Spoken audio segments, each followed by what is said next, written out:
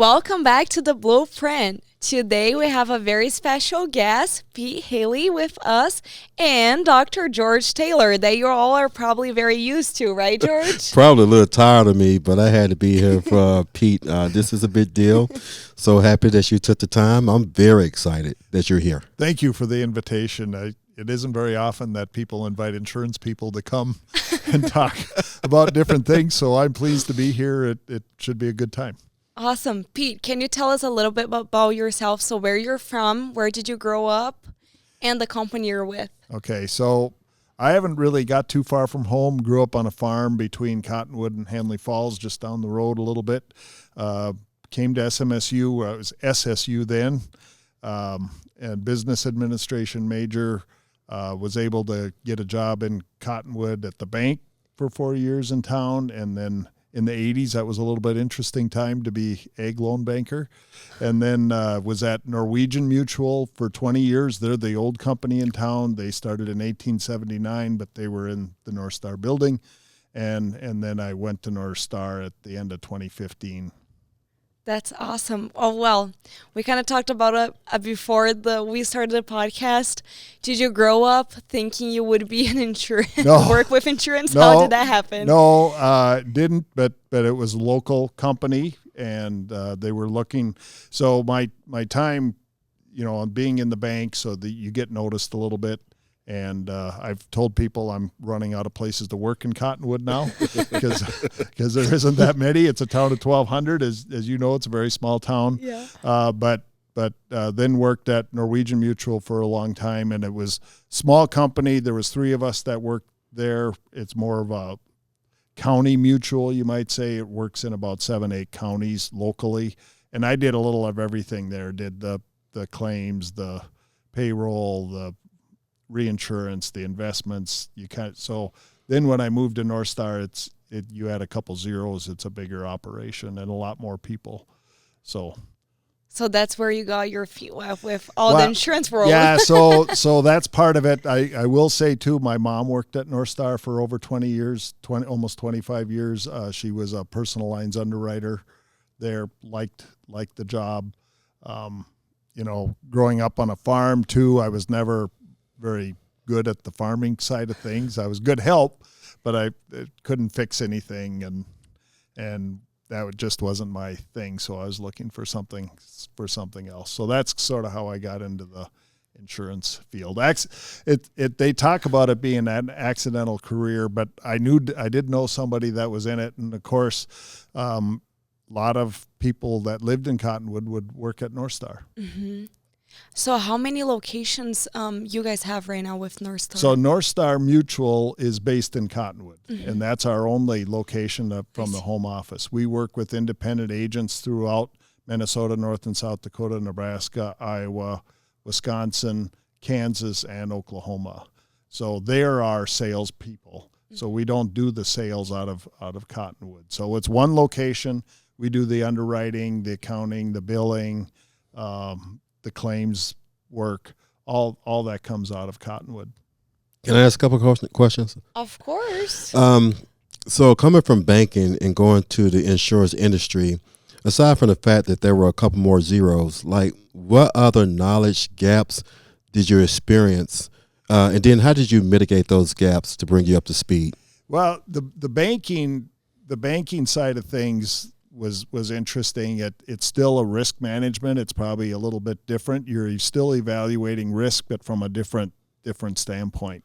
It isn't on the property side as much as it is on the financial side and how the operations operate. That's how I would say on the banking side. So it's changing that mindset, but you're still dealing with people. Okay, nice. And that goes to my second question, because you had this one location in Cottonwood, and then you had a sales force that is, for the most part, remote. So with that type of structure, what are some ways that you build culture within North Star? Because one of the things that I noticed when I was there was that everyone that we met, they were so engaged and so motivated about their work. And then when you see the pictures of the meeting rooms, it just seems like one culture. And I would think that some of those people are from the remote areas of the company. So how did you go about building the culture? So So the office staff is pretty much in the office. So our underwriters, they come from a fairly wide area. A number live in Marshall, Cottonwood area, but they drive from Minneota. That we have someone in accounting that drives from Lamberton. So we have a surrounding area. So all those people really work in the office. Okay. So we're a little over 200 people in the office in Cottonwood, and they would be there most time. We have some limited hybrid, but it's limited. I like the collaboration. It goes back to what you noticed. People working together. We're in the people business, so the relationship part is very important to us and our success. And then with agents, we go out on the road. I was telling Mavi ahead of this meeting, we're right now in the middle of our spring agent meetings where we go out on tour, so to speak, and we bring underwriters that work with those agents. And we, the first week we were in Detroit Lakes, Thief River Falls, Grand Rapids, St. Cloud. The second week we were in Eau Claire, Wisconsin, Bloomington, Wilmer, and then we have one in Cottonwood. I was out to Mankato, Rochester, and then Cedar Falls, Iowa, and Carroll, Iowa. And then right now we're in Nebraska. So we started in Kearney, Nebraska, Lexington, or Kearney and Columbus. And then we'll be in Sioux Falls tomorrow. And last week we averaged about 80 people, 85 people a meeting of these agents. And Sioux Falls, Columbus is over 100 people, and Sioux Falls is close to 200 people. Wow. And then the last week we go up to Aberdeen, and then Bismarck and Devil's Lake and Fargo. So we get out there, we bring people that these agents are working with, because again, it is a relationship business, and you got to establish that trust between both sides. We're dealing with money, and it's a promise. Insurance is a promise to help when you have trouble. So again, it's a relationship people business. I heard this from somebody else, so I can't claim it, but we're in the people business serving insurance. Yes. So that's so I think part of what we do that people like it is you're helping people out. You're protecting their assets on the transfer of risk. That's amazing, especially how you engage the sales force, because it's almost like a traveling town hall. And they get to make that connection with you, right? And they got a portfolio of products that they could deliver. And they can ask questions. Yes. They can stump us once in a while. And right now the insurance business it's really been changing. Lot of claims, a lot of companies having issues, so they might not like everything that we're doing, but it's for the future of North Star too. And I always tell people it's a fine line between useful and useless, but if we're not around, we're pretty useless. Yes. Oh, thank you. I have one question. Can I? Yes, back on. Yeah. So you mentioned about collaboration and how you really like to have your the employees at the office and just having that different environment.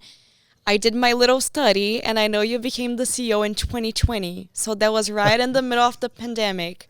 How did you deal with that to still have this collaboration and Well, that was a challenge, no doubt about it. So if you want to, if we go down that road, so yeah, March of 2020, we started sending people home. We weren't even sure if we could do it, but our IT staff was up to it, and we sent people home, and they didn't miss a beat. They did really well working from home. But when you're bringing new people in, it's harder. And then so in our office, it's 100,000 square feet. We had 50 people in the office. We could spread them out. Management never left. We just met in bigger rooms, and that's how we handled that. So managers and senior management never left. And then people started gradually coming back. Could we come back? Some people needed to come back. It doesn't work as well. I was really worried about internet bandwidth, with kids at home, school, work, and then you're working at doing your job. But our people did really quite well, which you might say, well, why you bring them back? Well, we own the building for one thing, and I think that's made a difference for what some companies decide. But I like the collaboration that people, it's easier when you can spin around in your chair and ask the person next to you. And we deal with a lot of gray. There isn't that much that's black and white, easy decisions. There's a lot of decision. Okay, how would you handle this? And so I think those are the parts that are important for us. Yeah, That makes sense, and I can't even imagine you taking up this huge role in the middle of a pandemic. So it was huge responsibility, adding up to even more to what you were already doing at the company, and then this whole global situation that for sure changed everyone's routine. Yeah, so I will say so I was named president in May of that year. Our CEO, Jeff Molland, was still there for the rest of the year. And then we have a great senior management team, and you collaborate with them to make the best decisions you can. They might not all be right, but you make the best decisions you can at the time. And sometimes it's your best, worst decision. Sometimes you have to do that. There's things like that can be impossible, but you keep working at it. Yeah. Nice. You were the CFO, right, before becoming the CEO. How was that transition? And when you started at North Star, what was your initial position? So I was working with the investment side and the reinsurance side. So when you hear about reinsurance, it's insurance that North Star buys on their risks. So if there's big storms and things like that. So in 2022, we used it a lot. So I started on that side and then just kept adding some duties, and it was a part of a succession plan for the people that were there ahead of me. So do you feel like starting in a position where you were dealing with the customers and having walking your way up on the company, do you feel like that helped you being the CEO right now to take a few decisions that you have the whole perspective of how the company works and being on those employee shoes? Experience helps. But you also have to adapt to what the new environment is. And that's probably the hard part when at my age, you don't always like to adapt, but that's what's necessary. And even when George has met our senior management team, and we have a good mix there, and you have to keep working with the people that are there and try and listen. And doesn't mean that they get everything they want either. Probably that's great, but you have to listen and see what you can do and adapt. Keep adapting. I think even when we look at what we're doing for work from home, we'll always have to keep adapting. Different companies have done different things. There's another big company in Minnesota. They went back 100% in the office in July of 2020. Wow. So, I mean, you just have to adapt to the environment and the culture of what you're working with. But staffing is number one, and that's our strength. We have good people. They're productive. They work hard, and they're interested in helping people out. And I think that's what the common denominator is. Nice. Right. Quick question. So you're talking about adapting, and me being as academic that I am, I'm thinking about incremental innovation, and I'm thinking about transformational innovation. Since you've taken this role, everyone always says it's just insurance, but when you go to North Star, I'm telling you, you're going to be impressed. But what are some things that, since you've been CEO, that you would consider innovative, and then what impact does it have on your customers and clients? Well, I think there's a constant innovation that you have to do. It can't, it probably started before I was there, but we have, a customer app isn't that unusual for companies, but we have an agent app too, where that's going to be rolling out pretty soon. So an agent, if he's away from his office, he would be able to access on his phone all his policy, nice. And help people out. So that's another thing that we're doing. I would say our investment in SMSU is a big part of the innovation. That's something that's pretty new and something that's kind of out of character for us, but it was an innovation and adaptation that we needed because we need good employees. Yes. And that's what it boils down to. And we're in the people business, and it not only helps us, it's number one, it's for students, and it helps North Star, but it also helps the surrounding area too. Risk management, getting more of that into play. Every business has risk. Yes. So, and how do you manage that? Yes. Yeah. Thank you so much. I have a question for you on, and I'm not picking on you, I promise. What is your favorite and your least favorite part? Now they were talking about all this innovation and like adaptation, like adapting and coming up with different things on the whole scope of everything you do and deal with. What is your most and least favorite part? They, in some respects, they're the same. It's people. Yep. People, we're in the people business. We help a lot of people. We have a great staff. The challenge there is communication. Mm-hmm. As we get bigger, that's really the challenge that we have to work on every day as these departments. We can't have walls built up. We got to keep collaborating. And the people side can be challenging too, both from a policyholder side, from our own people too. You need good people, and things happen, so you deal with that. But if they're part of our team, then they're part of our team, and we want everybody to succeed. Yeah.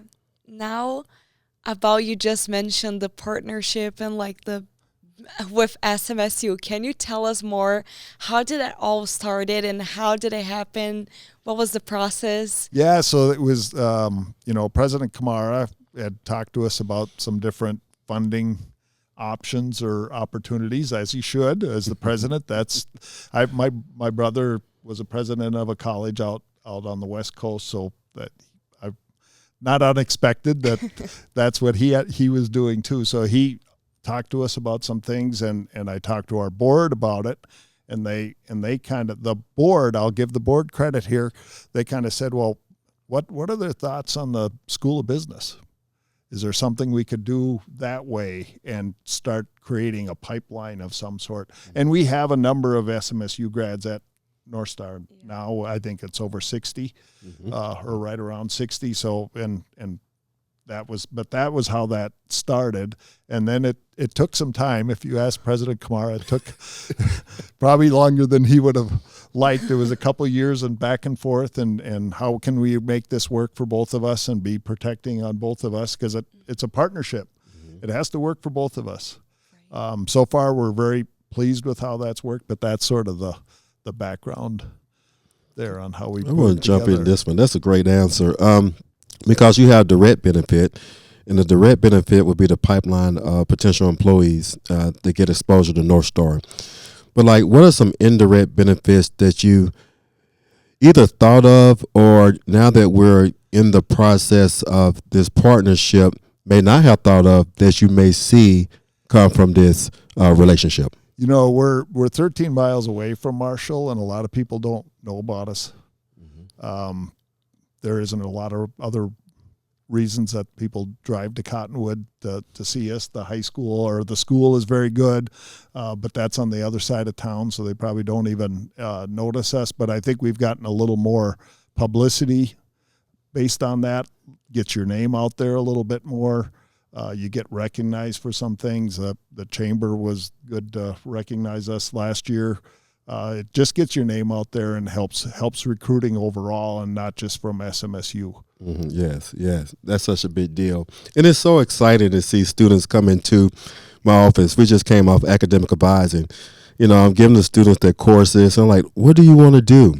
And Pete, I promise you that I'm not making this up. They say, "Well, what does a career in North Star look like?"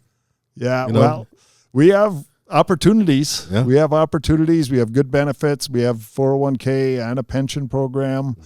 We have a lot of long-term employees. We had 2 in January that retired over 40 years with the company, and we have another one coming up the end of April, 40 years.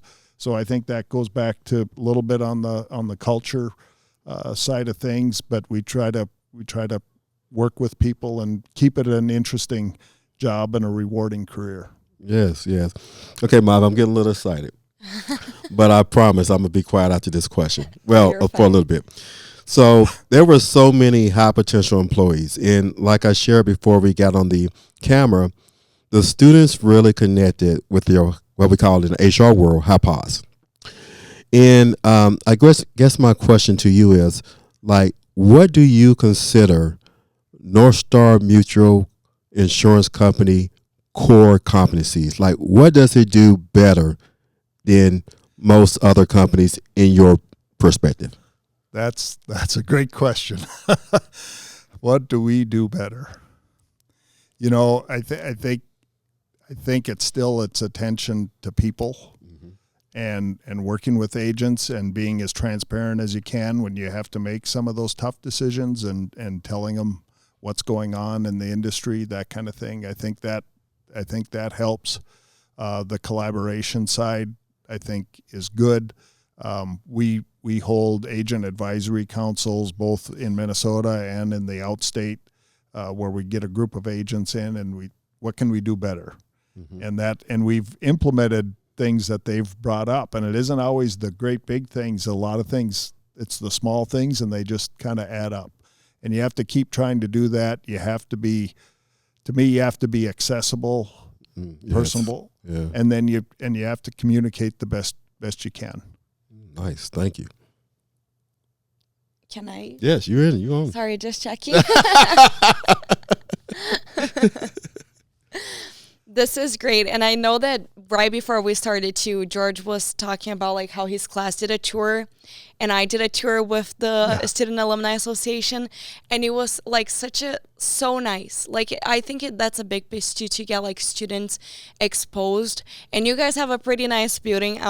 I need to say that, especially with the fountain on the front, you know. Thank you. When it's not snowing. Our maintenance crew works really hard to keep it looking nice, and pretty soon we'll start greening up. So, right, we can't wait. We're ready for winter to end.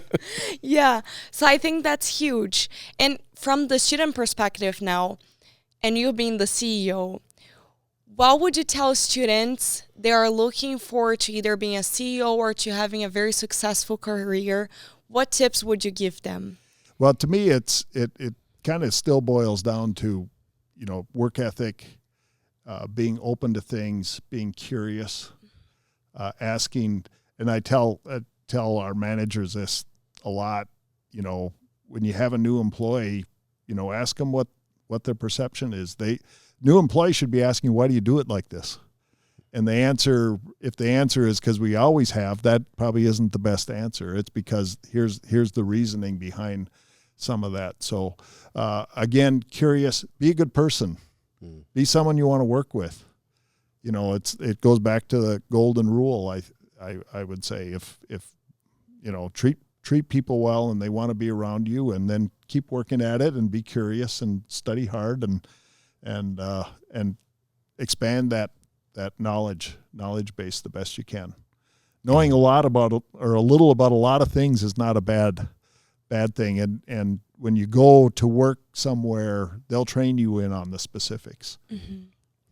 Yeah. And it goes back to education, right? That's right. You're trying to broaden those horizons out. What do you like to do?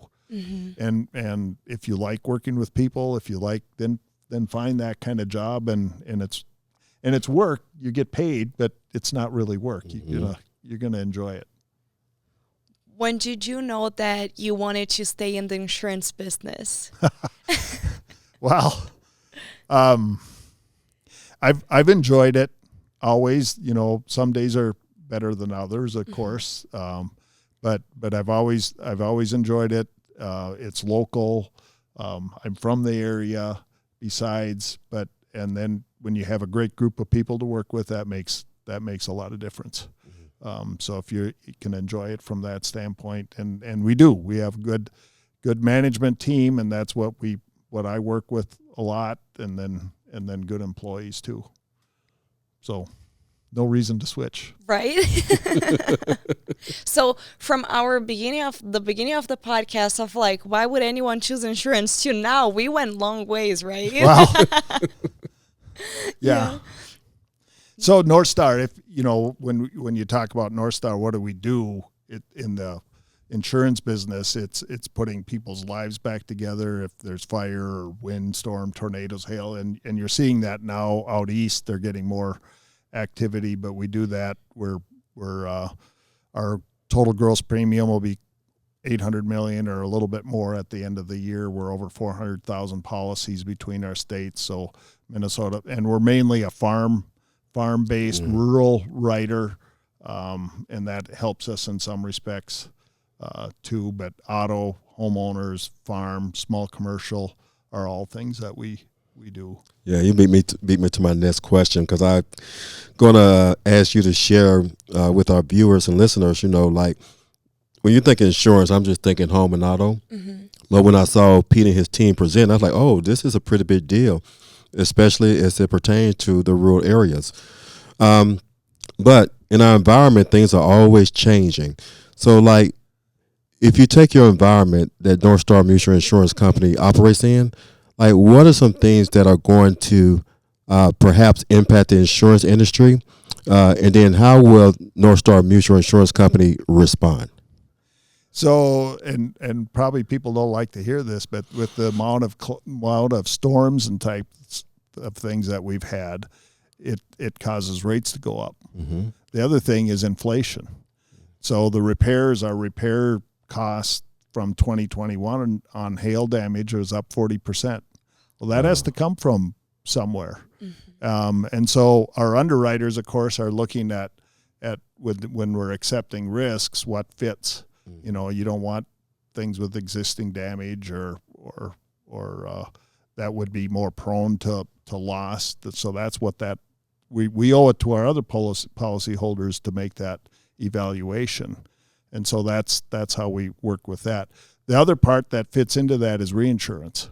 So we buy reinsurance, and it's like a global thing when you're buying reinsurance. We have German companies, we have London companies. Lloyd's of London has part of our reinsurance, but they were battered around pretty good up and through 2022. So now they've moved away from the losses. Okay. So our reinsurance deductible and premium has changed a lot, and that impacts rates and coverage also. So that's been national what that's mm-hmm. done, and you're seeing a lot more companies that didn't make money the last couple of years because of that. Mm-hmm. So we just have to keep adapting to that, but part of that is rate, part of that is deductible, part of that is coverage. People building better, mm-hmm. I think, will come in time, because what can you do to keep from having claims? No one likes a claim. Your best insurance is never having a claim. Yeah, because it never comes at a convenient time. Mm-hmm. Fires or windstorm or things like that. When I was doing claims, I can remember going out. Someone has a water damage claim. 2 weeks later, they have prom or graduation, and mm-hmm. that's not fun. Yeah, it's stressful. It is. Going back to the student piece of this, and every job in your company is important, and we know that. But like, what are some job families that you would like to focus on and try to grow based on where your company is headed? So right now, I would say we could use some claims type people that both on auto claims and property casualty claims, mm-hmm. and those can be rewarding careers. You're helping people when they need it. You're also dealing with money. Mm-hmm. So that's the other piece, and everybody wants a little bit more, right? Mm-hmm. So it's treating those people fairly, but it is rewarding when you're able to help people like that. So right now, if we were short, it would be a little bit on the claims side. Okay. Accounting, insurance has different type of accounting. It's statutory accounting versus GAAP accounting. So the government or the states say that your accounting has to be more from a liquidation standpoint versus a GAAP type standpoint. So it's a little bit different there, but mm-hmm.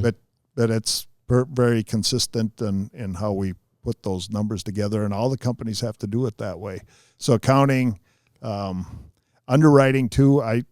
People that can evaluate risk is always going to be in demand. Mm-hmm. Always going to be in demand. And handling, again, they're handling the agent side probably more, and the claim side is handling the people side. So we have 200 plus people in Cottonwood. We have another 70 that are on the road, and probably 60 of those or 65 of those are adjusters. Mm-hmm. So we have them sprinkled throughout our operating territory. Not in Oklahoma or Kansas. We work with different things. Kansas, we're only writing automobile down in Kansas. Okay. In Oklahoma, though, we have a different firm that helps us with claims down there. But otherwise, in our other states, we have our own people that go. And so when someone has a claim, we send our people out there to help them. Oh, nice. Nice. Are there any big IT would be another. Oh, IT? IT. Yeah. Oh, use IT. man. That gets me excited, Pete, because I'm teaching a technology management course Well, right now. I we got go. to put that announcement out. Yeah. No, Yeah. we've had some luck hiring folks, so it's been good, but can always use IT. Oh, yes. I feel like the IT field is just like growing so fast, especially with how technology things just change so quickly. Yeah, it won't stop, and you got to keep up.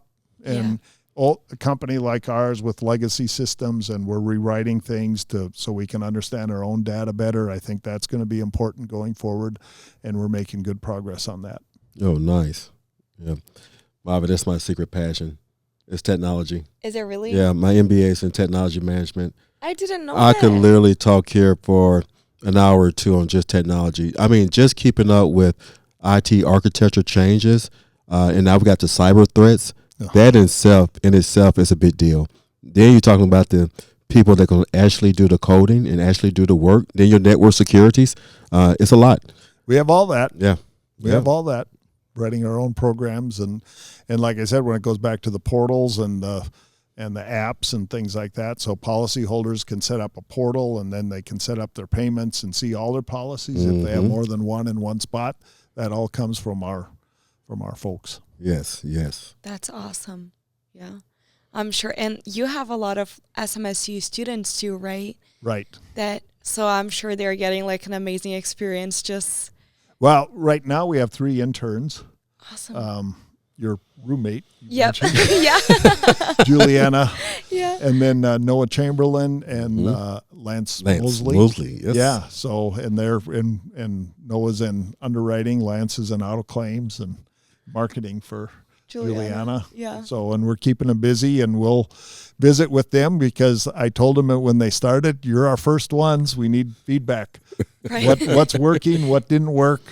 And it goes the same with you guys too. What works, what doesn't work, and we'll keep adapting. Yes, yes. I mean, just having this relationship with North Star has made us as a school of business. We were already good, but you can always improve, and it made us so much more intentional about student-facing forward activities. And I give you a good example. Lance, he came to me. His mother called me, right? You never know who you're influencing. And Janice, don't kill me, but his mother's name is Janice, and she's like, all right, George, I'm going to see you in May. You better take care of Lance. And I said, okay, I will do my best. You say, I don't know what you did to him, but he's working at North Star Mutual. He's happy. I'm just so proud of him. So it's not just about impacting the students. It's what you do for their families, for their quality of life. And that's just a big deal, right? Well, it goes back. It's all about people and students and moving them along and giving them a career choice out here on the prairie. If they like being out here on the prairie, then we're a good choice for them. Yeah, absolutely. Are there any, I'm just now going with my mind way over. Are there any big like misconceptions or something that you think everyone thinks that's how insurance works, but it's completely wrong? Well, for North Star, everybody would think it's sales because they think of insurance, and you think of your agent and it's sales.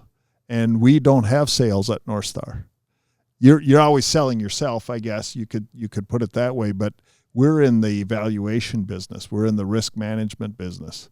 So it's not, we're accounting. We have HR.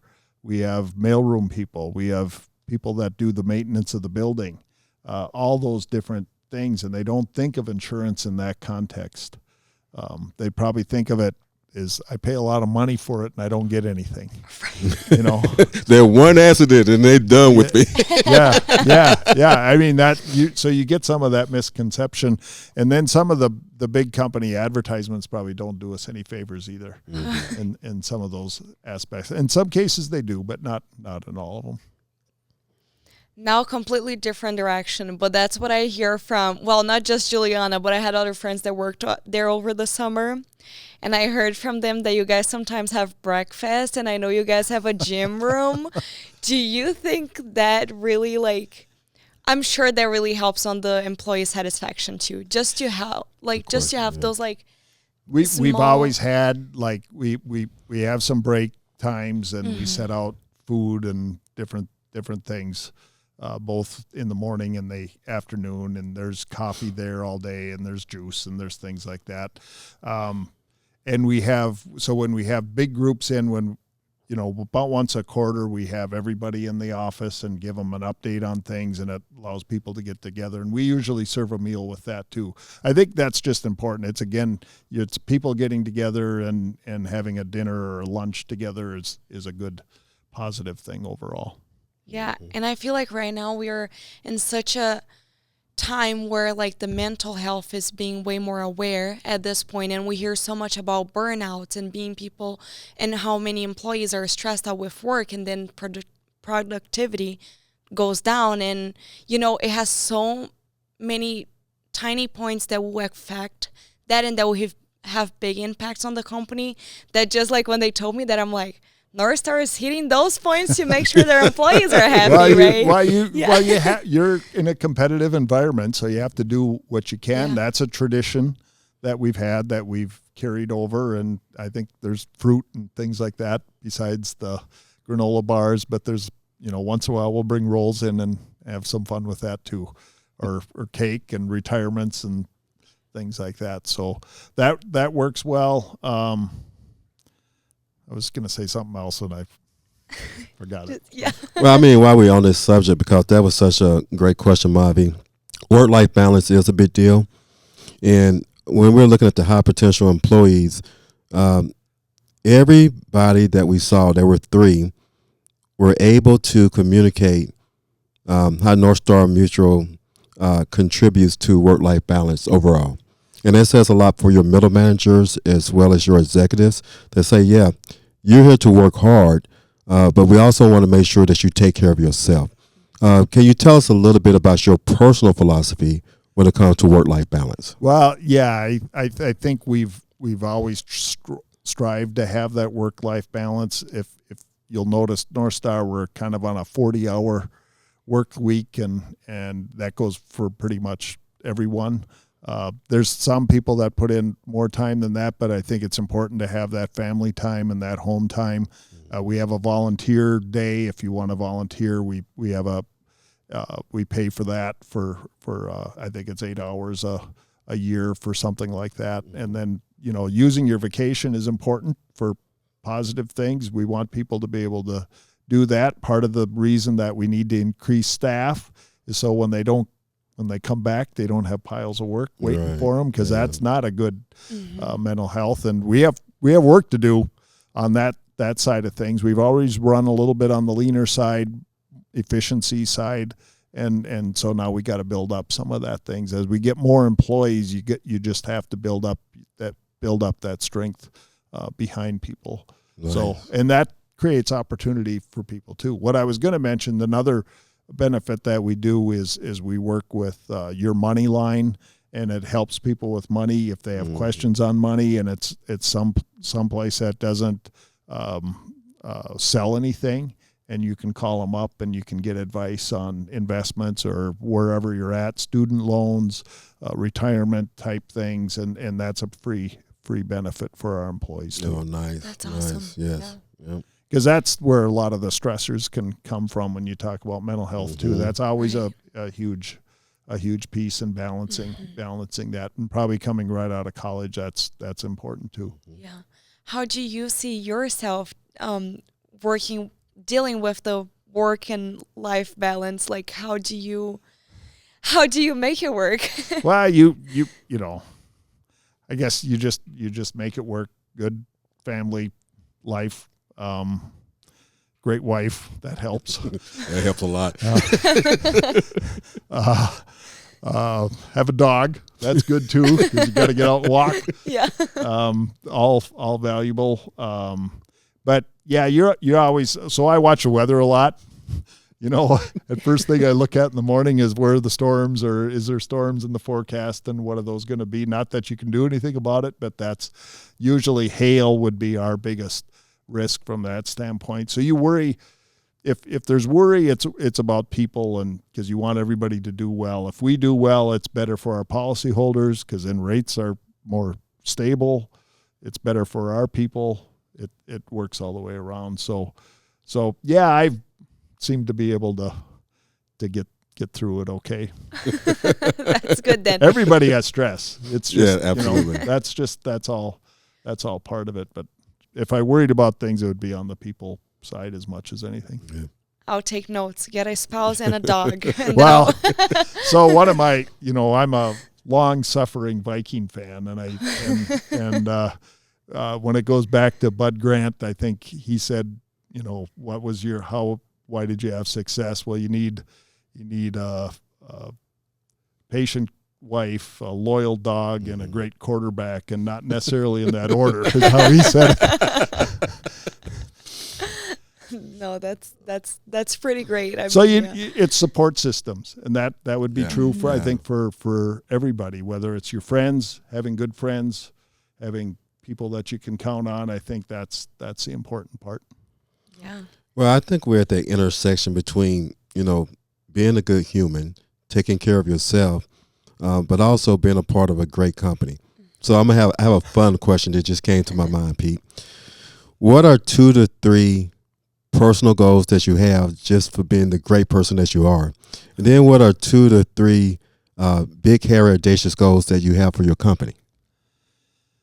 For me, I don't know that I'm so worried about me that takes care of itself. But you always have goals to keep succeeding. For me, it's keeping profitability top of the line because it's best for everybody. And moving the company ahead that way, providing good jobs for more people, building our staff up is a big piece of it.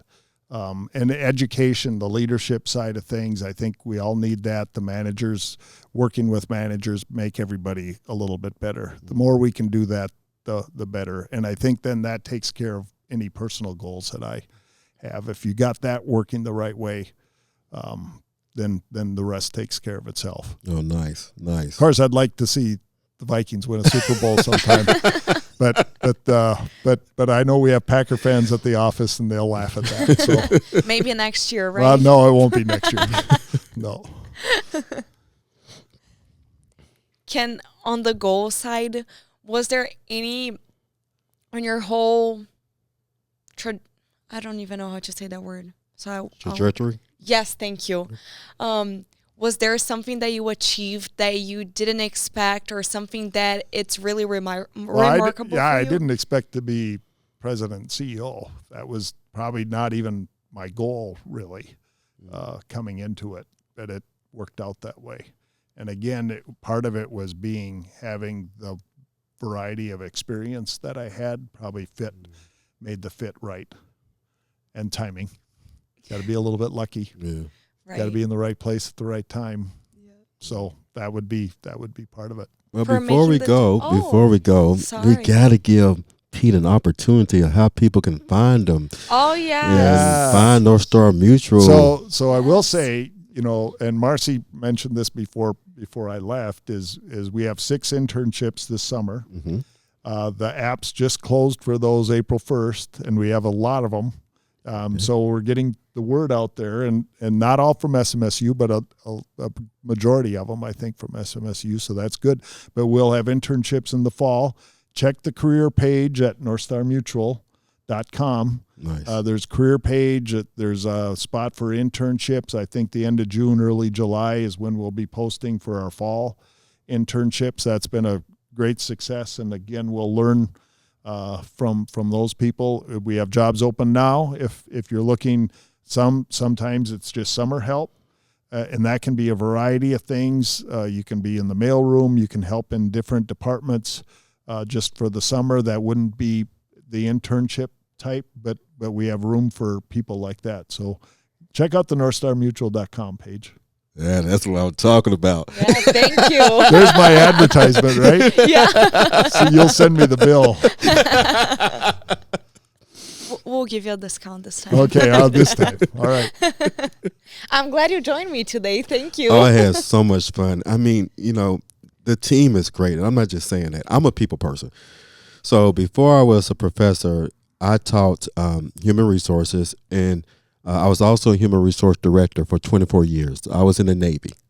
And so, when I go to North Star Mutual Insurance Company to see the professionalism, to see the intelligence, to see the camaraderie, the esprit de corps, it's motivating, right? And I've been there twice. Thank you. Yeah. That's our staff. Yeah. They're the ones that make that happen. Yes, and sir. like I said, we have good people. They're very productive. That's probably a little of an advantage for us compared. Probably should have mentioned that. Compared to some companies, I think we do more with less, and that shows up in our results over time. Yes, sir. Well, it's been an honor and a pleasure. We really enjoyed you. Wow. Good. Thank you so much for making the time to be here and join us today. Really, we Again, appreciate thank it. you for the invitation. It isn't that often that insurance people get to talk about their operation. So really appreciate the opportunity. And we enjoyed the partnership. Yes. And we'll keep working on it. And Yes, sir. we'll keep making it better. So Yeah. very good. Thank you. Thank you.